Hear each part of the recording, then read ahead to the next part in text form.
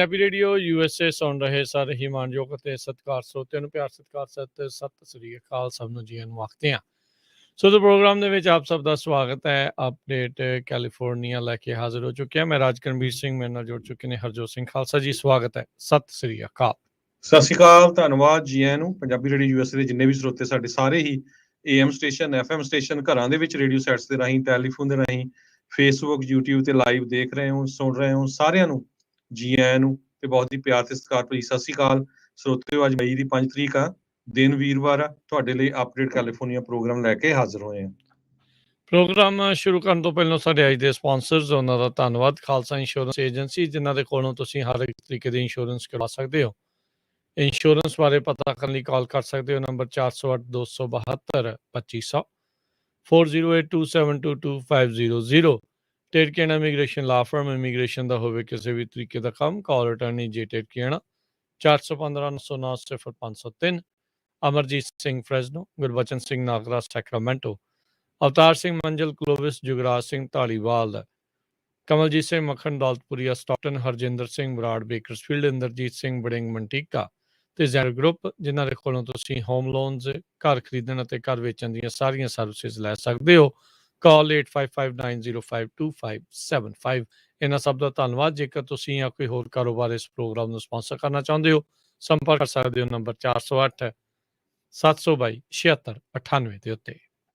ਜੀ, ਅੱਜ ਦੀਆਂ ਖਬਰਾਂ ਵੱਲ ਚਲੀਏ ਤੇ ਅੱਜ ਜਿਹੜੀ ਆ ਸਭ ਤੋਂ ਪਹਿਲੀ ਖਬਰ ਆ ਰਹੀ ਆ ਭਈ ਅਮਰੀਕਾ ਦੇ ਵਿੱਚ ਸਟਾਕ ਮਾਰਕੀਟ ਨੂੰ ਅੱਜ ਬਹੁਤ ਵੱਡਾ ਝਟਕਾ ਲੱਗਾ ਹੈਗਾ। 1100 ਦੇ ਕਰੀਬ ਪੁਆਇੰਟਸ ਜਿਹੜਾ ਆ ਡਾਓ ਜੋਨ ਇੰਡਸਟਰੀਅਲ ਡਿੱਗਿਆ। ਐਗਜ਼ੈਕਟਲੀ ਜੇ ਦੱਸਦੇ ਜਾਈਏ 1063 ਪੁਆਇੰਟ, ਜਿਹੜਾ ਕਿ 3.1% ਬਣਦਾ ਹੈ। ਤੇ stock market Dow Jones industrial close ਹੋਇਆ 32,997 ਤੇ। ਇਸੇ ਤਰ੍ਹਾਂ S&P 500 ਵੀ 3.6% ਡਿੱਗਿਆ ਹੈਗਾ।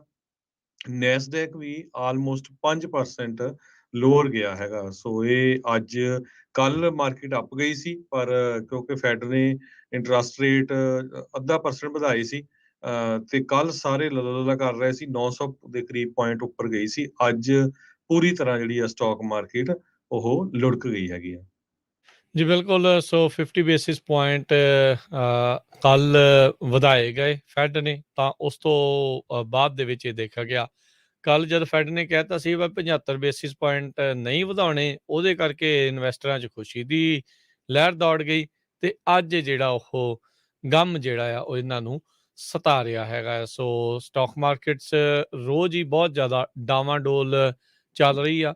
ਸੋ ਕਿਸੇ ਨੂੰ ਵੀ ਇੱਕ ਹਿਸਾਬ ਦੇ ਨਾਲ ਇਸ ਦੀ ਸਮਝ ਨਹੀਂ ਆ ਰਹੀ ਵੀ ਕਿਸ ਪਾਸੇ ਵੱਲ ਨੂੰ ਇਹ ਜਾਵੇਗੀ। ਜਿਨ੍ਹਾਂ ਨੇ ਕੱਲ ਜਿਨ੍ਹਾਂ ਦੇ ਲਈ ਵੱਧ ਗਏ ਉਹਨਾਂ ਨੇ ਵੇਚਤੀਆਂ ਅੱਜ, ਤੇ ਉਹਨਾਂ ਨੇ ਮੁਨਾਫਾ ਤਾਂ ਜਿਹੜਾ ਜ਼ਰੂਰ ਖੱਟ ਲਿਆ ਹੋਊਗਾ, ਪਰ ਹੋਰ ਲੋਕਾਂ ਦੇ ਲਈ ਅੱਜ ਕਾਫੀ ਨੁਕਸਾਨ ਵਾਲਾ ਦਿਨ ਜਿਹੜਾ ਉਹ ਰਹਿ ਸਕਦਾ ਆ। ਇਕਨੋਮੀ ਦੇ ਨਾਲ ਹੀ ਜੇ ਗੱਲ ਕਰਦੇ ਜਾਈਏ, ਬੈਂਕ ਆਫ ਇੰਗਲੈਂਡ UK ਦੇ ਵਿੱਚੋਂ ਉਹਨਾਂ ਨੇ ਵੀ ਇਹ ਹੁਣ ਚਿੰਤਾ ਜ਼ਾਹਰ ਕੀਤੀ ਆ ਵੀ ਬ੍ਰਿਟੇਨ ਦੇ ਵਿੱਚ ਇਨਫਲੇਸ਼ਨ ਜਿਹੜਾ ਉਹ ਵਧਿਆ ਹੈਗਾ ਆ, 10% ਤੋਂ ਉੱਤੇ ਆ, ਤੇ ਰਿਸੈਸ਼ਨ ਜਿਹੜਾ ਉਹ ਨਾਲ ਦੇ ਨਾਲ ਆਉਣ ਜਾ ਰਿਹਾ ਆ। ਸੋ ਕਹਿੰਦੇ ਵੀ ਉਹਨਾਂ ਨੇ ਵੀ ਇੰਟਰਸਟ ਰੇਟ ਹੁਣ ਤੱਕ 2009 ਦੇ ਮੁਕਾਬਲੇ ਸਭ ਤੋਂ ਜ਼ਿਆਦਾ ਵਧਾਏ ਨੇ।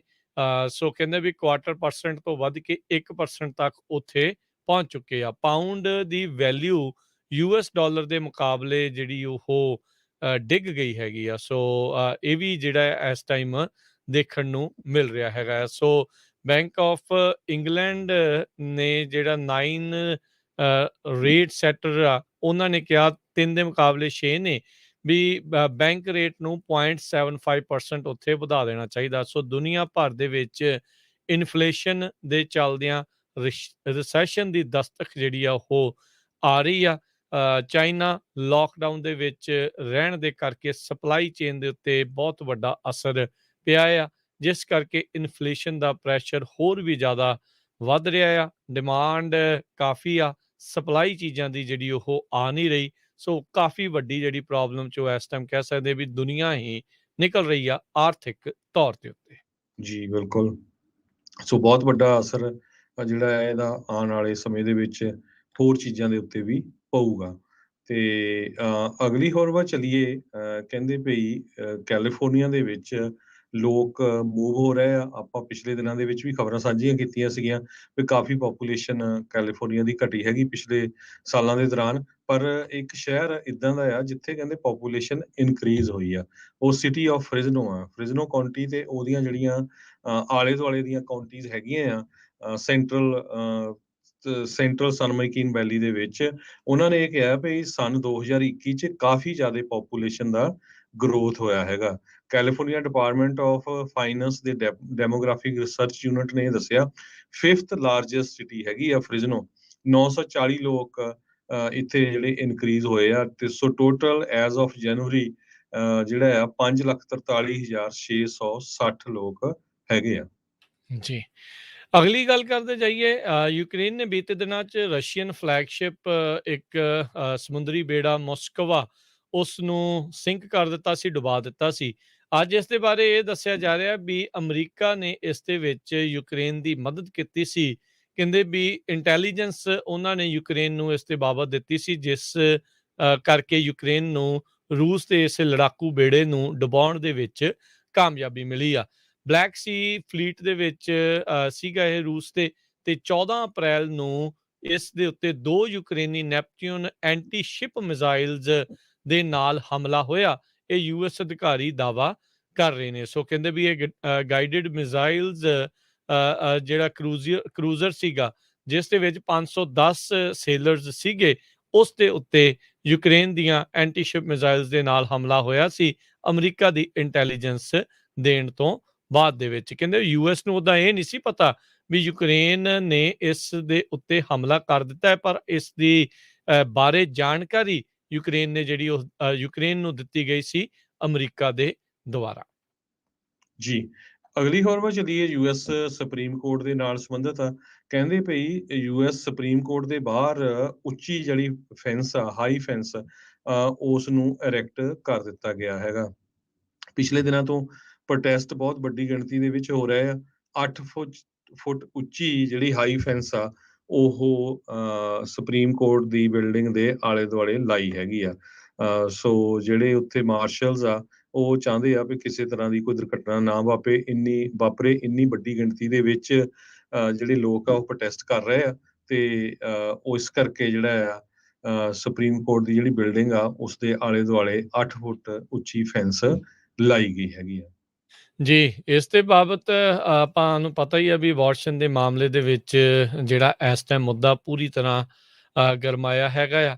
ਜਿਹੜੇ ਚੀਫ ਜਸਟਿਸ ਜੌਨ ਰੋਬਰਟਸ ਆ, ਉਹਨਾਂ ਨੇ ਕਿਹਾ ਆ ਵੀ ਜਿਹੜਾ ਸੁਪਰੀਮ ਕੋਰਟ ਦਾ ਇਹ ਮੈਮੋ ਲੀਕ ਹੋਇਆ ਆ, ਡਰਾਫਟ ਲੀਕ ਹੋਇਆ, ਡਰਾਫਟ ਓਪੀਨੀਅਨ, ਉਹ ਅਪੋਲਿੰਗ ਆ। ਵੀ ਇਹ ਇੱਕ ਬਹੁਤ ਹੀ ਮਾੜੀ ਜਿਹੜੀ ਚੀਜ਼ ਹੋਈ ਆ, ਵੀ ਇਸ ਤਰੀਕੇ ਦੀ ਕੋਈ ਵੀ ਚੀਜ਼ ਨਹੀਂ ਹੋਣੀ ਚਾਹੀਦੀ। ਸੋ ਉਹਨਾਂ ਨੇ ਨਾਲ ਇਹ ਵੀ ਕਿਹਾ ਵੀ ਇੱਕ ਭੈੜੇ ਸੇਬ ਦੇ ਕਰਕੇ ਲੋਕਾਂ ਨੂੰ ਮੁਲਕ ਦੇ ਇਸ ਸਭ ਤੋਂ ਉੱਚੇ ਕੋਰਟ ਤੇ ਉਸਦੇ ਵਰਕਫੋਰਸ ਦੇ ਪ੍ਰਤੀ ਮਾੜਾ ਨਹੀਂ ਬੋਲਣਾ ਚਾਹੀਦਾ। ਠੀਕ ਹੀ ਜਿਹੜਾ ਉਹ ਤੁਸੀਂ ਸੋਚੋ। ਇਸ ਡਰਾਫਟ ਦੇ ਲੀਕ ਹੋਣ ਤੋਂ ਬਾਅਦ ਦੇ ਵਿੱਚ ਚੀਫ ਜਸਟਿਸ ਰੋਬਰਟਸ ਉਹਨਾਂ ਦੀ ਫਸਟ ਪਬਲਿਕ ਅਪੀਅਰੈਂਸ ਪਹਿਲੀ ਵਾਰੀ ਜਨਤਕ ਤੌਰ ਦੇ ਉੱਤੇ ਇਹ ਸਾਹਮਣੇ ਆਏ ਸੀਗੇ। ਸੋ ਜਿਹੜੇ ਜਸਟਿਸ ਰੋਬਰਟਸ ਉਹਨਾਂ ਨੇ ਇਹ ਕਿਹਾ ਵੀ ਇੱਕ ਜਾਣਾ ਹੈ ਜਾਂ ਕਿੰਨੇ ਜਾਣੇ ਆ ਇਸ ਦੇ ਬਾਰੇ ਤਾਂ ਪਤਾ ਨਹੀਂ ਆ, ਪਰ ਇਹ ਆ ਵੀ ਇਸ ਦੇ ਬਾਰੇ ਜਾਂਚ ਦੇ ਆਲਰੇਡੀ ਆਦੇਸ਼ ਦੇ ਦਿੱਤੇ ਗਏ ਹੈਗੇ ਆ। ਸੋ ਰੋਬਰਟਸ ਕਹਿੰਦੇ ਆ ਵੀ ਲਾਇਰਸ ਦੇ ਨਾਲ ਮੁਲਾਕਾਤ ਦੇ ਲਈ ਤੇ ਜਿਹੜੇ ਜੱਜਿਸ ਦੇ ਨਾਲ ਇੱਕ 11th ਸਰਕਟ ਜੁਡੀਸ਼ੀਅਲ ਕਾਨਫਰੰਸ ਦੇ ਵਿੱਚ ਹਿੱਸਾ ਲੈਣ ਦੇ ਲਈ ਪਹੁੰਚੇ ਸੀਗੇ। ਸੋ ਇਹ ਜਿਹੜਾ ਡਰਾਫਟ ਓਪੀਨੀਅਨ ਆ ਜਸਟਿਸ ਸੈਮੂਅਲ ਅਲੀਟੋ ਦੇ ਦੁਆਰਾ ਲਿਖਿਆ ਗਿਆ ਸੀਗਾ, ਜਿਸ ਨੂੰ ਪੋਲੀਟੀਕੋ ਨੇ ਬਾਅਦ ਦੇ ਵਿੱਚ ਪਬਲਿਸ਼ ਕੀਤਾ ਸੀ। ਕਰੀਨ ਜੀਨ ਪਾਇਰ ਜਿਹੜੇ ਆ ਉਹ ਹੁਣ ਵਾਈਟ ਹਾਊਸ ਦੇ ਪ੍ਰੈਸ ਸੈਕਟਰੀ ਜੈਨ ਸੈਕੀ ਉਹਨਾਂ ਦੀ ਜਗ੍ਹਾ ਦੇ ਉੱਤੇ ਜਿਹੜੀ ਰਿਪਲੇਸ ਹੋਣਗੇ। ਅਨੀਟਾ ਡੋਨ ਉਹ ਵਾਈਟ ਹਾਊਸ ਨੂੰ ਐਜ਼ ਏ ਸੀਨੀਅਰ ਐਡਵਾਈਜ਼ਰ ਤੇ ਅਸਿਸਟੈਂਟ ਟੂ ਪ੍ਰੈਜ਼ੀਡੈਂਟ ਦੁਆਰਾ ਕੀ ਵਾਪਸ ਆਉਣਗੇ। ਇਹ ਅੱਜ ਪ੍ਰੈਜ਼ੀਡੈਂਟ ਬਾਈਡਨ ਵੱਲੋਂ ਅਨਾਉਂਸ ਕੀਤਾ ਗਿਆ। ਕਰੀਨ ਜੀਨ ਪੇਰੇ ਇਹ ਰਿਪਲੇਸ ਕਰਨਗੇ। ਜੈਨ ਸਾਕੀ ਨੇ ਪਿਛਲੇ ਦਿਨਾਂ ਦੇ ਵਿੱਚ ਦੱਸਿਆ ਸੀ ਵੀ ਉਸ ਨੇ ਹੁਣ ਛੁੱਟੀ ਲੈਣੀ ਹੈਗੀ ਆ। ਕਾਫੀ ਮਹੀਨੇ ਜਿਹੜੇ ਆ ਜੈਨ ਸਾਕੀ ਉਹ ਪ੍ਰੈਜ਼ੀਡੈਂਟ ਬਾਈਡਨ ਹੋਣਾ ਦੇ ਵਾਈਟ ਹਾਊਸ ਦੇ ਵਿੱਚ ਪ੍ਰੈਸ ਸੈਕਟਰੀ ਰਹੇ ਹੈਗੇ ਆ। ਜੀ, ਸੋ ਸਾਲ ਤੋਂ ਵੱਧ ਉਹਨਾਂ ਨੂੰ ਹੋ ਗਿਆ ਆ। ਉਹ ਪਹਿਲੇ ਜਿਹੜੇ ਪ੍ਰੈਸ ਕਰਤਾ ਸੀ। ਸੋ ਦੂਜੀ ਵੀ ਇਹ ਜਿਹੜੀ ਬੀਬੀ ਆ ਕਰੀਨ ਜੌਨ ਪੀਅਰ ਇਸ ਨੂੰ ਹੁਣ ਮੌਕਾ ਮਿਲੂਗਾ। 44 ਸਾਲਾਂ ਦੀ ਇਹ ਬੀਬੀ ਹੈਗੀ ਆ, ਪੋਲੀਟੀਕਲ ਐਕਟਿਵਿਸਟ ਆ, ਤੇ ਓਬਵੀਅਸਲੀ ਡੈਮੋਕ੍ਰੇਟ ਪਾਰਟੀ ਦੇ ਨਾਲ ਇਹ ਜੁੜੀ ਹੋਈ ਆ। ਉਧਰ ਰਸ਼ੀਆ ਨੇ ਜਿਹੜੇ ਯੂਕਰੇਨ ਦੇ ਉੱਤੇ ਹਮਲਾ ਜਿਹੜਾ ਕਿ 10ਵੇਂ ਹਫ਼ਤੇ ਦੇ ਵਿੱਚ ਪਹੁੰਚ ਚੁੱਕਾ ਹੈਗਾ ਆ, ਉੱਥੋਂ ਦੀ ਮਿਨਿਸਟਰੀ ਆਫ ਡਿਫੈਂਸ ਨੇ ਆਪਣੇ ਜਿਹੜੀਆਂ ਫੋਰਸਿਸ ਆ ਉਹਨਾਂ ਨੂੰ ਨਿਊਕਲੀਅਰ ਕੇਪੇਬਲ ਮਿਸਾਈਲ ਸਟ੍ਰਾਈਕਸ, ਯਾਨੀ ਕਿ ਪਰਮਾਣੂ ਹਥਿਆਰਾਂ ਨਾਲ ਲੈਸ ਜਿਹੜੀਆਂ ਮਿਜ਼ਾਈਲਾਂ ਆ ਉਸ ਦੀ ਪ੍ਰੈਕਟਿਸ ਜਿਹੜੀ ਕਹਿੰਦੇ ਆ ਉਹ ਕਰਵਾਈ ਹੈਗੀ ਆ। ਲੁਥਵੇਨੀਆ ਤੇ ਪੋਲੈਂਡ ਦੇ ਨਜ਼ਦੀਕ ਬਾਲਟਿਕ ਕੋਸਟ ਦੇ ਉੱਤੇ ਇਹ ਜਿਹੜਾ ਉਹ ਹੋਇਆ ਆ। ਉੱਦਾਂ ਯੂਕਰੇਨ ਤੇ ਰੂਸ ਦੇ ਦੁਆਰਾ 3 ਦਿਨਾਂ ਦਾ ਜਿਹੜਾ ਸੀਜ਼ ਫਾਇਰ ਮੈਰੀਪੋਲ ਇਲਾਕੇ ਦੇ ਵਿੱਚ ਐਲਾਨਿਆ ਗਿਆ ਆ। ਕਹਿੰਦੇ ਵੀ ਇਹਨਾਂ 3 ਦਿਨਾਂ ਦੇ ਵਿੱਚ ਉੱਥੇ ਜਿਹੜੇ ਫਸੇ ਨੇ ਲੋਕ ਉਹਨਾਂ ਨੂੰ ਨਿਕਲਣ ਦੇ ਲਈ ਮੌਕਾ ਜਿਹੜਾ ਉਹ ਦਿੱਤਾ ਜਾ ਰਿਹਾ ਆ। ਸੋ ਐਜ਼ਵੋਟਸਲ ਜਿਹੜਾ ਸਟੀਲ ਪਲਾਂਟ ਆ, ਜਿੱਥੇ ਕਿ ਮੈਰੀਪੋਲ ਦੇ ਕਾਫੀ ਲੋਕ ਇਸ ਟਾਈਮ ਫਸੇ ਪਏ ਆ, ਜਿਹਨੂੰ ਬਾਹਰੋਂ ਦੀ ਰੂਸੀ ਫੌਜਾਂ ਨੇ ਘੇਰਾਬੰਦੀ ਕਰਕੇ ਰੱਖਿਆ ਹੋਇਆ ਆ, ਉਹ ਉੱਥੇ ਹੁਣ ਦੇਖ ਕੇ ਕਿਹਾ ਜਾ ਰਿਹਾ ਵੀ ਜਿਹੜੇ ਸਿਵਿਲੀਅਨਸ ਆ ਉਹਨਾਂ ਨੂੰ ਉੱਥੋਂ ਨਿਕਲਣ ਦਾ ਮੌਕਾ ਮਿਲੇਗਾ 3 ਦਿਨਾਂ ਸੀਜ਼ ਫਾਇਰ ਦੇ ਵਿੱਚ। ਜੀ, ਅਗਲੀ ਖਬਰ ਆਪਾਂ ਕੱਲ ਵੀ ਸਾਂਝੀ ਕੀਤੀ ਸੀ। ਸਾਡੇ ਆਫਿਸ ਦੇ ਵਿੱਚ ਪੰਜਾਬੀ ਰੇਡੀਓ ਦੇ ਬਹੁਤ ਜ਼ਿਆਦਾ ਕਾਲਸ ਆਈਆਂ, ਖਾਸ ਕਰਕੇ ਡਾਊਨ ਪੇਮੈਂਟ ਨੂੰ ਲੈ ਕੇ ਵੀ 10% ਡਾਊਨ ਪੇਮੈਂਟ ਤੁਹਾਨੂੰ ਸਟੇਟ ਆਫ ਕੈਲੀਫੋਰਨੀਆ ਵੱਲੋਂ ਮਿਲ ਸਕਦੀ ਆ ਜੇ ਕੁਝ ਰਿਕੁਆਇਰਮੈਂਟਸ ਤੁਸੀਂ ਉਹਦੀਆਂ ਪੂਰੀਆਂ ਕਰਦੇ ਹੈਗੇ ਆ। ਪਹਿਲੀ ਵਾਰੀ ਤੁਸੀਂ ਜੇ ਘਰ ਖਰੀਦਣ ਜਾ ਰਹੇ ਹੈਗੇ ਆ ਤੇ ਉਹ ਜਿਹੜਾ ਲੋਨ ਤੁਹਾਨੂੰ ਮਿਲਣਾ 0% ਇੰਟਰਸਟ ਤੇ ਲੋਨ ਹੋਊਗਾ, ਤੇ ਜੇ ਤੁਸੀਂ 5 ਸਾਲ ਉਸ ਘਰ ਦੇ ਵਿੱਚ ਰਹੋਗੇ ਤੇ ਤੁਹਾਨੂੰ ਉਹ ਲੋਨ ਵੀ ਜਿਹੜਾ ਵਾਪਸ ਨਹੀਂ ਕਰਨਾ ਪਊਗਾ। ਸੋ ਜਿਹੜੀ ਆਰਗੇਨਾਈਜੇਸ਼ਨ ਹੈ ਪ੍ਰੋਸੈਸ ਕਰ ਰਹੀ ਹੈ ਐਪਲੀਕੇਸ਼ਨ ਆ, ਉਹ ਹੈਗੀ ਆ California housing finance agency. So ਇਹ ਇੱਕ ਨਵਾਂ ਪ੍ਰੋਗਰਾਮ ਸ਼ੁਰੂ ਕੀਤਾ ਗਿਆ ਹੈ, forgivable equity builder loan assistance program. ਉਹਦੀਆਂ ਕੰਡੀਸ਼ਨ ਮੈਂ ਦੱਸੀਆਂ ਸੀਗੀਆਂ ਵੀ ਕਹਿੰਦੇ ਵੀ ਤੁਹਾਡੀ ਜਿਹੜੀ ਇਨਕਮ ਆ ਉਹ 80% ਮੀਡੀਅਨ ਇਨਕਮ ਜਿਹੜੀ ਆ ਤੁਹਾਡੇ ਏਰੀਆ ਦੇ ਵਿੱਚ ਉਹਦੇ ਨਾਲੋਂ ਘੱਟ ਹੋਣੀ ਚਾਹੀਦੀ ਹੈਗੀ ਆ। ਵੱਖ-ਵੱਖ ਕਾਉਂਟੀ ਦੀਆਂ ਵੱਖ-ਵੱਖ ਜਿਹੜੀਆਂ ਰਿਕੁਆਇਰਮੈਂਟ ਹੈਗੀਆਂ, ਤੇ ਤੁਸੀਂ ਜਿਹੜਾ ਆ 10% ਤੱਕ ਜਿਹੜਾ ਹੋਮ ਦੀ ਪਰਚੇਜ਼ ਪ੍ਰਾਈਸ ਆ ਉਹ ਡਾਊਨ ਪੇਮੈਂਟ ਦੇਣ ਦੇ ਲਈ ਲੈ ਸਕਦੇ ਹੈਗੇ ਆ। ਲੋਨ ਦਾ ਮੈਂ ਤੁਹਾਨੂੰ ਦੱਸਿਆ ਵੀ ਜੇ ਤੁਸੀਂ ਘਰ 'ਚ ਰਹੋਗੇ 5 ਸਾਲ ਤੇ ਤੁਹਾਨੂੰ ਲੋਨ ਵਾਪਸ ਨਹੀਂ ਦੇਣਾ ਪੈਣਾ, ਪਲੱਸ ਤੁਹਾਡਾ ਜਿਹੜਾ ਇੰਟਰਸਟ ਰੇਟ ਉਹ ਇੱਕ ਤਰ੍ਹਾਂ ਦੇ ਨਾਲ 0 ਹੋਊਗਾ। ਬਹੁਤ ਵਾਰੀ ਕੀ ਹੁੰਦਾ ਅੱਜ-ਕੱਲ੍ਹ 20% ਡਾਊਨ ਦੇ ਕੇ ਆਪਾਂ ਘਰ ਲੈਂਦੇ ਆ ਤੇ 20% ਕਈ ਵਾਰ ਹੁੰਦੇ ਨਹੀਂ ਬੰਦੇ ਨੇ। ਮੰਨ ਲਓ ਵੀ ਜੇ ਮੈਂ ਬੇ ਏਰੀਏ ਦੀ ਨਹੀਂ ਗੱਲ ਕਰਦਾ, ਹੋਰ ਏਰੀਏ ਜਿੱਥੇ 5 ਲੱਖ ਦਾ ਘਰ ਆ 100,000 ਡਾਊਨ ਦੇਣਾ ਤੇ ਤੁਸੀਂ 50,000 ਤੁਹਾਨੂੰ ਜਿਹੜਾ ਆ ਉਹ ਬਿਲਕੁਲ ਇਹਦੇ ਵੱਲੋਂ ਮਿਲ ਜਾਣਾ ਹੈਗਾ ਆ। ਸੋ ਇਹ ਇੱਕ ਵਧੀਆ ਖਬਰ ਆ। ਜਿੰਨਿਆਂ ਨੇ ਵੀ ਘਰ ਨਹੀਂ ਲਏ, ਜਿਹੜੇ ਤੁਹਾਡੇ ਦੋਸਤ ਮਿੱਤਰ ਰਿਸ਼ਤੇਦਾਰ, ਸਾਰਿਆਂ ਨੂੰ ਵੱਧ ਤੋਂ ਵੱਧ ਇਸ ਪ੍ਰੋਗਰਾਮ ਬਾਰੇ ਦੱਸੋ। ਜ਼ਰੂਰੀ ਨਹੀਂ ਸਾਰੇ ਕੁਆਲੀਫਾਈ ਕਰਨ, ਪਰ ਗੂਗਲ ਤੇ ਸਰਚ ਕਰਕੇ ਅਪਲਾਈ ਕਰਕੇ ਕੋਸ਼ਿਸ਼ ਜ਼ਰੂਰ ਕਰੋ। ਜੀ, ਮੋਹਨ ਚੀਮਾ ਉਹਨਾਂ ਨੇ ਇਸ ਦੇ ਬਾਰੇ ਜਾਣਕਾਰੀ ਦਿੱਤੀ ਸੀ। ਕਹਿੰਦੇ ਵੀ ਇਹ ਨਹੀਂ ਆ ਵੀ 5-6 ਲੱਖ ਦਾ ਸ਼ਾਇਦ ਘਰ ਆ, ਉਸ ਦੇ ਵਿੱਚ ਤੁਹਾਨੂੰ ਮਦਦ ਜਿਹੜੀ ਸਰਕਾਰ ਦਊਗੀ। ਉਹਨਾਂ ਨੂੰ ਵੀ ਜਲਦ ਆਪਾਂ ਇਸ ਦੇ ਉੱਤੇ ਲੈ ਕੇ ਆਵਾਂਗੇ ਤੇ ਉਹ ਵੀ ਕਲੀਅਰਲੀ ਇਸ ਦੇ ਬਾਬਤ ਦੱਸ ਸਕਦੇ। ਕਹਿੰਦੇ ਵੀ 2-3 ਲੱਖ ਵਾਲੇ ਘਰ ਦੇ ਲਈ ਇਹ ਜਿਹੜਾ ਪ੍ਰੋਗਰਾਮ ਆ ਉਹ ਹੋਊਗਾ, ਕਿਉਂਕਿ ਇਨਕਮ ਬੇਸ ਤੇ ਜਿਹੜਾ ਪ੍ਰੋਗਰਾਮ ਰਹਿਣ ਵਾਲਾ ਹੈਗਾ ਆ। ਇਵੈਂਚੁਅਲੀ ਜੇ ਤੁਸੀਂ ਕਹੋ ਵੀ 5-6 ਲੱਖ ਵਾਲਾ, ਤੇ ਫਿਰ ਉਹ ਤੁਹਾਡੀ ਇਨਕਮ ਉਧਰਲੇ ਪਾਸੇ ਤੁਹਾਨੂੰ ਦੂਜਾ ਲੋਨ ਜਿਹੜਾ ਹੈ ਉਹ ਨਹੀਂ ਮਿਲੂਗਾ। ਬਾਕੀ ਦਾ 10% ਵਾਲਾ ਵੀ ਜੇ ਤੁਸੀਂ ਉਹਦੇ ਲਈ ਕੁਆਲੀਫਾਈ ਵੀ ਕਰ ਜਾਓਗੇ। ਸੋ ਬੜੇ ਜਿਹੜੇ ਇਸ ਦੇ ਵਿੱਚ ਅਟਕਲ ਪੱਚੂ ਜਿਹੜੇ ਉਹ ਹੋਣਗੇ। ਸੋ ਉਸ ਦੇ ਬਾਬਤ ਜਲਦ ਹੀ ਆਪਾਂ ਮੋਹਨ ਚੀਮਾ ਉਹਨਾਂ ਨੂੰ ਲਿਆ ਕੇ ਕਲੈਰਿਟੀ ਆ ਉਹ ਲੈ ਕੇ ਆਵਾਂਗੇ। ਅਗਲੀ ਜਿਹੜੀ ਹਰਜੋਤ ਸਿੰਘ ਦੀ ਗੱਲ ਕਰਦੇ ਜਾਈਏ ਤਾਂ ਪਾਣੀ ਦਾ ਮੁੱਦਾ ਇਸ ਟਾਈਮ ਕੈਲੀਫੋਰਨੀਆ ਦੇ ਵਿੱਚ ਬਹੁਤ ਜ਼ਿਆਦਾ ਗੰਭੀਰ ਬਣ ਚੁੱਕਾ ਹੈ। ਰੋਜ਼ਾਨਾ ਹੀ ਇਸ ਦੇ ਬਾਬਤ ਖਬਰਾਂ ਜਿਹੜੀਆਂ ਆ ਰਹੀਆਂ ਆ। ਕੈਲੀਫੋਰਨੀਆ ਦੇ ਜਿੰਨੇ ਵੀ ਰੈਜ਼ਰਵਾਇਰਸ ਹੈਗੇ ਆ ਉਹ ਇਸ ਟਾਈਮ ਖਾਲੀ ਹੋਣ ਦੇ ਕਗਾਰ ਦੇ ਉੱਤੇ ਪਹੁੰਚ ਚੁੱਕੇ ਆ। ਸੋ 90% ਜਿਹੜਾ ਵੈਸਟਰਨ US ਆ, ਆਪਾਂ ਜਿਹੜੇ ਕੱਲ ਪਰਸੋਂ ਵੀ ਸੂਬਿਆਂ ਦੇ ਨਾਂ ਜਿਹੜੇ ਉਹ ਦੱਸੇ ਸੀ ਇੱਧਰਲੇ ਪਾਸੇ, ਉਹ ਕਿਸੇ ਨਾ ਕਿਸੇ ਤਰੀਕੇ ਦੇ ਸੋਕੇ ਦੇ ਹੀ ਮਾਰ ਹੇਠਾਂ ਹੈਗੇ ਆ। ਪਿਛਲੇ 22 ਸਾਲਾਂ ਦੇ ਇਤਿਹਾਸ ਦੇ ਵਿੱਚ ਸਭ ਤੋਂ ਡਰਾਈਐਸਟ, ਸਭ ਤੋਂ ਖੁਸ਼ਕ ਜਿਹੜਾ ਆ ਇਹ ਸੀਜ਼ਨ ਰਿਹਾ ਆ ਸਾਊਥ ਵੈਸਟ ਦੇ ਲਈ। ਉਧਰ ਅਲਨੀਨੀਆ ਦੇ ਕਰਕੇ ਡਰਾਈਨੈਸ, ਖੁਸ਼ਕੀ ਜਿਹੜੀ ਆ ਉਹ ਹੋਰ ਜ਼ਿਆਦਾ ਰਹੇਗੀ। ਮੀਂਹ ਪੈਣ ਦੀ ਸੰਭਾਵਨਾ ਹੁਣ ਅੱਗੇ ਨਾ ਮਾਤਰ ਹੀ ਆਪਾਂ ਕਹਿ ਸਕਦੇ ਹਾਂ। ਸੋ ਮਿਲੀਅਨਸ ਆਫ ਜਿਹੜੇ ਲੋਕ ਨੇ ਕੈਲੀਫੋਰਨੀਆ 'ਚ ਰਹਿਣ ਵਾਲੇ ਤੇ ਹੋਰ ਸੂਬਿਆਂ ਦੇ ਵਿੱਚ, ਉਹਨਾਂ ਦੇ ਉੱਤੇ ਵਾਟਰ ਰਿਸਟ੍ਰਿਕਸ਼ਨਸ ਜਿਹੜੀਆਂ ਉਹ ਆ ਰਹੀਆਂ ਆ। ਬਹੁਤ ਸਾਰੀਆਂ ਵਾਟਰ ਡਿਸਟ੍ਰਿਕਟਸ, ਸਿਟੀਜ਼, ਕਾਉਂਟੀਜ਼ ਆਪਣੇ ਪੱਧਰ ਦੇ ਉੱਤੇ ਪਾਣੀ ਦੀ ਵਰਤੋਂ ਨੂੰ ਲੈ ਕੇ ਬੰਦਸ਼ਾਂ ਜਿਹੜੀਆਂ ਆ, ਪਾਬੰਦੀਆਂ ਜਿਹੜੀਆਂ ਉਹ ਲਾ ਸਕਦੇ ਆ, ਤੇ ਇਹਦੇ ਕਰਕੇ ਜੁਰਮਾਨੇ ਵੀ ਹੋਣਗੇ ਜੇ ਉਹਨਾਂ ਪਾਬੰਦੀਆਂ ਦਾ ਪਾਲਣਾ ਨਹੀਂ ਕਰਦੇ, ਉਹਨਾਂ ਕਾਨੂੰਨਾਂ ਦੀ ਪਾਲਣਾ ਜਿਹੜੀ ਉਹ ਨਹੀਂ ਕਰੂੰਗੇ। ਸੋ ਵਾਟਰ ਯੂਜੇਜ ਨੂੰ ਘਟਾਉਣ ਦੇ ਲਈ ਸਾਰੇ ਜਾਣੇ ਜਿਹੜੇ ਉਹ ਵੱਧ ਤੋਂ ਵੱਧ ਤਿਆਰ ਰਹੋ, ਚਾਹੇ ਕਿਸੇ ਦਾ ਉਹ ਪਰਸਨਲ ਵੈਲ ਹੈਗਾ ਤੇ ਚਾਹੇ ਉਹ ਸਰਕਾਰੀ ਪਾਣੀ ਤੇ ਆ। ਸਾਰਿਆਂ ਨੂੰ ਹੀ ਪਾਣੀ ਦੀ ਵਰਤੋਂ ਬਹੁਤ ਹੁਣ ਧਿਆਨ ਦੇ ਨਾਲ ਸੋਚ ਸਮਝ ਕੇ ਕਰਨ ਦੀ ਜ਼ਰੂਰਤ ਹੈ। ਜੀ। ਅਗਲੀ ਖਬਰ ਵੱਲ ਚਲੀਏ। ਪ੍ਰੋਡਕਟਿਵਿਟੀ ਜਿਹੜੀ ਕਹਿੰਦੇ ਵਰਕਰਸ ਦੀ ਉਹ 75 ਸਾਲਾਂ ਬਾਅਦ ਇੰਨੀ ਜ਼ਿਆਦਾ ਜਿਹੜੀ ਆ ਡਿੱਗੀ ਹੈਗੀ ਆ।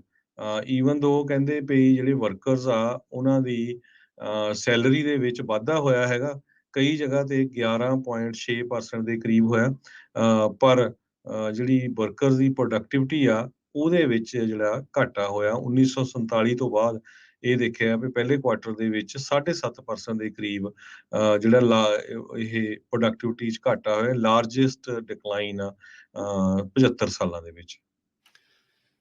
ਫ੍ਰੈਜ਼ਨੋ ਦੇ ਇਲਾਕੇ ਦੇ ਵਿੱਚ ਫਿਲੀਮੋਨ ਰੋਬਰਟ ਹੁਰਟਾਡੋ 29 ਸਾਲਾਂ ਦਾ ਇਸ ਉੱਤੇ ਇੱਕ ਜਵਾਨ ਕੁੜੀ ਤੇ ਜਵਾਨ ਜਿਹੜੇ ਮੁੰਡੇ ਦੀ ਮਦਰ, ਉਸ ਦੇ ਅਟੈਂਪਟਡ ਮਰਡਰ ਦੇ ਜਿਹੜੇ ਚਾਰਜਸ ਲਗਾਏ ਜਾ ਰਹੇ ਆ। 2 ਮਰਡਰ ਚਾਰਜਸ ਕਹਿੰਦੇ ਵੀ ਇਸ ਬੰਦੇ ਦੇ ਉੱਤੇ ਲਾਏ ਗਏ ਆ। ਕਹਿੰਦੇ ਵੀ ਇਸ ਨੇ ਜਾਣਬੁੱਝ ਕੇ ਅੱਗ ਲਾਈ ਕਥਿਤ ਤੌਰ ਦੇ ਉੱਤੇ, ਜਿਸ ਦੇ ਵਿੱਚ 1 ਸਾਲਾਂ ਦੀ ਇਸ ਦੀ ਨੀਸ ਤੇ 5 ਮਹੀਨੇ ਦਾ ਜਿਹੜਾ ਨੈਫਿਊ ਆ ਉਸ ਦੀ ਮੌਤ ਹੋਈ ਆ। ਸੋ ਕਹਿੰਦੇ ਵੀ ਮਰਡਰ ਦੇ ਨਾਲ ਅਟੈਂਪਟਡ ਮਰਡਰ ਚਾਰਜਸ ਇਹ ਵੀ ਡਿਸਟ੍ਰਿਕਟ ਅਟਾਰਨੀ ਦੇ ਦੁਆਰਾ ਲਾਏ ਗਏ ਆ।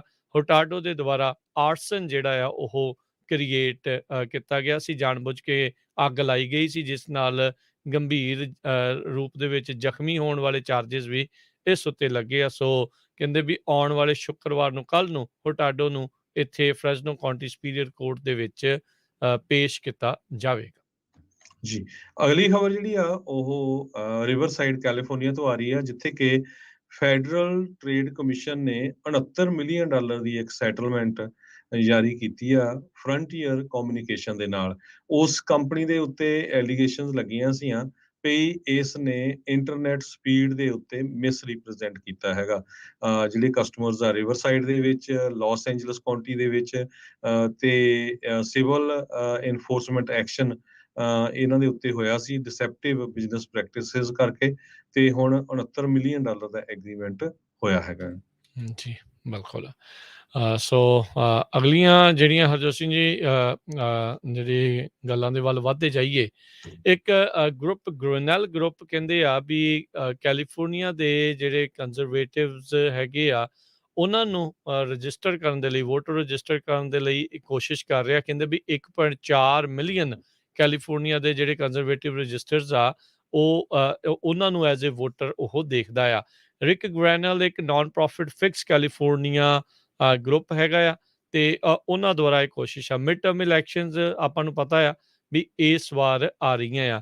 ਇਹ ਉਸੇ ਤਰੀਕੇ ਦੀ ਆਰਗੇਨਾਈਜੇਸ਼ਨ ਆ ਜਿੱਦਾਂ ਸਟੇਸੀ ਐਬਰਾਹਮਸ ਜਾਰਜੀਆ ਦੇ ਵਿੱਚ ਉਹਨੇ ਆਪਣੀ ਫੇਅਰ ਫਾਈਟ ਆਰਗੇਨਾਈਜੇਸ਼ਨ ਬਣਾਈ ਆ। ਉਹ ਸੋਚ ਰਹੇ ਆ ਵੀ ਜਿੱਦਾਂ ਜਾਰਜੀਆ ਦੇ ਵਿੱਚ 2 ਸੈਨੇਟ ਦੀਆਂ ਸੀਟਾਂ ਉਲਟਾਉਣ ਦੇ ਵਿੱਚ ਡੈਮੋਕ੍ਰੇਟ ਪਾਰਟੀ ਕਾਮਯਾਬ ਰਹੀ ਸੀਗੀ, ਵੱਧ ਤੋਂ ਵੱਧ ਲੋਕਾਂ ਨੂੰ ਰਜਿਸਟਰ ਕਰਵਾ ਕੇ, ਵੋਟ ਪਵਾ ਕੇ। ਸੋ ਕੈਲੀਫੋਰਨੀਆ ਦੇ ਵਿੱਚ ਵੀ ਜਿਹੜੇ ਕੰਜ਼ਰਵੇਟਿਵਸ ਆ ਉਹ ਆਪਣੀਆਂ ਵੋਟਾਂ ਦੇ ਆંકੜੇ ਨੰਬਰਸ ਵਧਾਉਣ ਦੀ ਕੋਸ਼ਿਸ਼ ਵਿੱਚ 1.4 ਮਿਲੀਅਨ ਕੈਲੀਫੋਰਨੀਆ ਦੇ ਜਿਹੜੇ ਕੰਜ਼ਰਵੇਟਿਵ ਵੋਟਰਸ ਆ ਉਹਨਾਂ ਨੂੰ ਵੋਟ ਪਾਉਣ ਦੇ ਲਈ ਹੋਰ ਪ੍ਰੇਰੇਗੀ। ਜੀ ਬਿਲਕੁਲ, ਇਸ ਵਾਰੀ ਜ਼ੋਰ ਬਹੁਤ ਲੱਗਾ ਹੋਇਆ ਹੈ ਕਿਉਂਕਿ ਲੋਕ ਕਾਫੀ ਜਿਹੜੇ ਆ ਇਕੋਨਮੀ ਨੂੰ ਲੈ ਕੇ ਅਪਸੈਟ ਹੈਗੇ ਆ, ਪਰ ਕੈਲੀਫੋਰਨੀਆ ਦੇ ਵਿੱਚ ਕਾਫੀ ਹਾਰਡ ਆ ਕੰਜ਼ਰਵੇਟਿਵਸ ਨੂੰ ਜਿੱਤਣਾ। ਤੇ ਸਾਡਾ ਖਬਰਾਂ ਦਾ ਸਮਾਂ ਵੀ ਸਮਾਪਤੀ ਵੱਲ ਹੀ ਆ। ਸਟਾਕ ਮਾਰਕੀਟ ਦੀ ਆਪਾਂ ਗੱਲ ਕੀਤੀ ਹੈ ਵੀ ਪੂਰੀ ਤਰ੍ਹਾਂ ਝਟਕਾ ਲੱਗਾ ਹੈਗਾ, ਤੇ ਉਹਦੇ ਬਾਰੇ ਹੋਰ ਡਿਸਕਸ ਕਰਨਾ ਰਾਜਕਨਵੀਰ ਸਿੰਘ ਜੀ ਬਿਲਕੁਲ। ਸੋ ਆંકੜੇ ਜੇ ਤੁਹਾਨੂੰ ਐਕਚੁਅਲ ਜਿਹੜੇ ਉਹ ਦੱਸਦੇ ਜਾਈਏ, ਐਗਜ਼ੈਕਟ ਕਿੰਨਾ ਅੱਜ ਨੁਕਸਾਨ ਜਿਹੜਾ ਹੋ ਰਿਹਾ ਆ। ਡਾਊ ਜੋਨ 1063.3% ਤੋਂ ਵੱਧ ਉਸਨੇ ਗਿਰਾਵਟ ਦਰਜ ਕੀਤੀ ਹੈ, 32,998 ਤੇ ਬੰਦ ਹੋਇਆ। S&P ਦੇ ਵਿੱਚ 3.5% 153 ਪੁਆਇੰਟ ਡਿੱਗਾ 4147 ਤੇ। ਨੈਸਡੈਕ ਦੇ ਵਿੱਚ 5% ਦੀ ਗਿਰਾਵਟ 600 ਤੇ 47 ਪੁਆਇੰਟ 12,318 ਦੇ ਉੱਤੇ ਬੰਦ ਹੋਇਆ ਆ। ਸੋਨੇ ਦਾ ਭਾਅ $1874 ਪ੍ਰਤੀ ਆਉਂਸ, ਕੱਚੇ ਤੇਲ ਦੀ ਕੀਮਤ $108 ਪ੍ਰਤੀ ਬੈਰਲ ਜਿਹੜੀ ਉਹ ਚੱਲ ਰਹੀ ਆ। 10 ਈਅਰ ਯੀਲਡ 3% ਦਾ ਆંકੜਾ ਪਾਰ ਕੀਤੀ ਹੈ, 3.05% ਦੇ ਉੱਤੇ ਪਹੁੰਚ ਗਈ ਆ। ਜਦੋਂ ਵੀ ਸਟਾਕ ਥੱਲੇ ਨੂੰ ਜਾਂਦੇ ਆ ਉਦੋਂ ਹਮੇਸ਼ਾ ਹੀ ਟ੍ਰੈਜਰੀ ਬੌਂਡ ਦੀ ਕੀਮਤ ਉਹ ਤਾਂ ਨੂੰ ਜਾਂਦੀ ਹੁੰਦੀ ਆ। ਤੇ ਇਸੇ ਤਰੀਕੇ ਨਾਲ ਕ੍ਰਿਪਟੋ ਕਰੰਸੀ 36,522 ਦੇ ਉੱਤੇ ਜਿਹੜੀ ਉਹ ਚੱਲ ਰਹੀ ਆ। ਸੋ ਚਾਹੇ ਜਿਹੜਾ ਹਰਜੋਤ ਸਿੰਘ ਜੀ ਡਾਈਵਰਸੀਫਾਈਡ ਪੋਰਟਫੋਲੀਓ ਸੀਗਾ ਕਿਸੇ ਦਾ, ਤੇ ਚਾਹੇ ਕਿਸੇ ਨੇ ਇੱਕੋ ਦੇ ਉੱਤੇ ਲਾਏ ਸੀਗੇ, ਨੁਕਸਾਨ ਜਿਹੜਾ ਉਹ ਸਭ ਨੂੰ ਹੋਇਆ ਆ। ਰੀਅਲ estate ਦੀ ਮਾਰਕੀਟ ਵੀ ਥੱਲੇ ਨੂੰ ਜਾ ਸਕਦੀ ਆ। ਇਸ ਦੀ ਜਿਹੜੀ ਕਿਆਸਰਾਈ ਤਾਂ ਲੋਕ ਕਰ ਰਹੇ ਆ ਵੀ ਜ਼ਿਲੋ ਜਿਹੜੀ ਕੰਪਨੀ ਆ ਉਹਦੇ ਅੱਜ ਸਟਾਕ 8% ਜਿਹੜੇ ਉਹ ਡਿੱਗ ਗਏ। ਉਹਨਾਂ ਨੇ ਰੀਅਲ estate এনवायरमेंट ਦਾ ਪਤਾ ਨਹੀਂ ਅੱਗੇ ਕੀ ਬਣਨਾ ਆ, ਉਸ ਨੂੰ ਲੈ ਕੇ ਚਿੰਤਾ ਜਿਹੜੀ ਉਹ ਪ੍ਰਗਟਾਈ ਆ, ਡਿਸਅਪੁਆਇੰਟਮੈਂਟ ਆ, ਨਿਰਾਸ਼ਾ ਜ਼ਾਹਰ ਕੀਤੀ ਆ, ਜਿਸ ਕਰਕੇ ਇਹਨਾਂ ਦੇ ਸਟਾਕ ਵੀ ਜਿਹੜੇ ਆ ਉਹ ਡਿੱਗ ਗਏ। ਜੀ, ਵਾਲ ਸਟਰੀਟ ਦੇ ਉੱਤੇ ਕਹਿੰਦੇ ਵੀ ਹਾਫ ਆਫ ਦਾ ਇਨਵੈਸਟਮੈਂਟ ਤੇ ਇਕਨੋਮਿਕ ਜਿਹੜੇ ਪ੍ਰੋਫੈਸ਼ਨਲਸ ਆ 50% ਉਹ ਇਹ ਸੋਚ ਰਹੇ ਵੀ ਜਿਹੜੀ ਫੈਡ ਨੇ ਹੁਣ ਅਟੈਂਪਟ ਕੀਤੀ ਆ ਇਨਫਲੇਸ਼ਨ ਨੂੰ ਖਤਮ ਕਰਨ ਦੇ ਲਈ ਜਾਂ ਇਨਫਲੇਸ਼ਨ ਨੂੰ ਘਟਾਉਣ ਦੇ ਲਈ ਇੰਟਰਸਟ ਰੇਟ ਇਨਕਰੀਜ਼ ਕਰਕੇ ਇਹਦੇ ਨਾਲ ਕਹਿੰਦੇ ਵੀ ਰਿਸੈਸ਼ਨ ਆਊਗਾ। ਜਿਹੜਾ ਮੇਨ ਸਟਰੀਟ ਕਿਹਨੂੰ ਕਹਿੰਦੇ ਆ, ਜਿੱਥੇ ਆਮ ਜਿੱਦਾਂ ਬਿਜ਼ਨੈਸਸ ਹੁੰਦੇ ਆ, ਰੀਟੇਲ ਦੇ ਆ, ਉੱਥੇ ਕਹਿੰਦੇ ਵੀ 10 ਵਿੱਚੋਂ 8 ਜਿਹੜੇ ਸਮਾਲ ਬਿਜ਼ਨਸ ਓਨਰਸ ਆ ਉਹ ਪੂਰੀ ਤਰ੍ਹਾਂ ਕਨਵਿੰਸ ਆ ਵੀ ਯੂਐਸ ਦੀ ਇਕਨੋਮੀ ਇਸ ਸਾਲ ਰਿਸੈਸ਼ਨ ਦੇ ਵਿੱਚ ਚਲੇ ਜਾਊਗੀ। ਇਹ CNBC ਨੇ ਉਹਨਾਂ ਦਾ ਜਿਹੜਾ survey monkey small business survey ਆ ਉਹਦੇ ਥਰੂ ਕੀਤਾ ਹੈਗਾ। ਤੇ $1 ਦੀ ਕੀਮਤ ਇੰਡੀਆ ਦੇ 76 ਰੁਪਏ 56 ਪੈਸੇ ਦੇ ਬਰਾਬਰ ਰਹੀ ਆ। $1 ਦੀ ਕੀਮਤ ਕੈਨੇਡਾ ਦੇ $1 ਤੇ 28 ਸੈਂਟ ਦੇ ਬਰਾਬਰ ਰਹੀ। ਇੱਥੇ ਪ੍ਰੋਗਰਾਮ ਦੀ ਸਮਾਪਤੀ, ਅਗਲੀ ਵਾਰ ਤੱਕ ਲਈ ਇਜਾਜ਼ਤ। ਮੇਰੇ ਰਾਜਕਨਵੀਰ ਸਿੰਘ ਵੱਲੋਂ, ਹਰਜੋਤ ਸਿੰਘ ਵੱਲੋਂ ਤੁਹਾਨੂੰ ਸਭ ਨੂੰ ਪਿਆਰ ਭਰੀ ਸਤਿ ਸ਼੍ਰੀ ਅਕਾਲ। ਸੁਣਦੇ ਰਹਿਣਾ ਪੰਜਾਬੀ ਰੇਡੀਓ US।